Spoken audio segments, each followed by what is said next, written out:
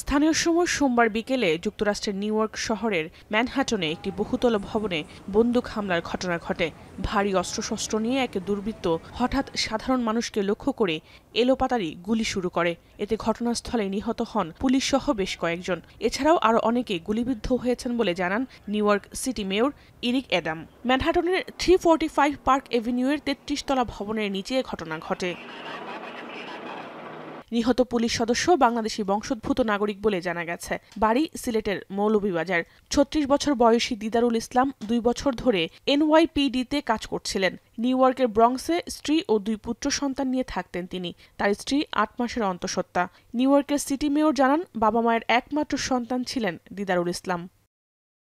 এ ঘটনায় সন্দেহভাজন ২৭ বছর বয়সী স্যান তামুরা আত্মহত্যা করেছেন বলে জানায় নিউ ইয়র্ক পুলিশ। প্রাথমিকভাবে জানা গেছে, হামলাকারী মানসিকভাবে অসুস্থ।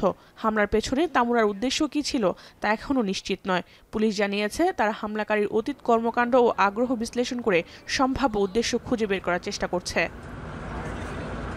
এ ঘটনার পর থমথমে পরিস্থিতি বিরাজ করছে নিউ ইয়র্ক জুড়ে। অতিরিক্ত পুলিশ সদস্য মোতায়েন রয়েছে ঘটনাস্থলে। জাহানারা ভূঁইয়া, এখন বিশ্ব।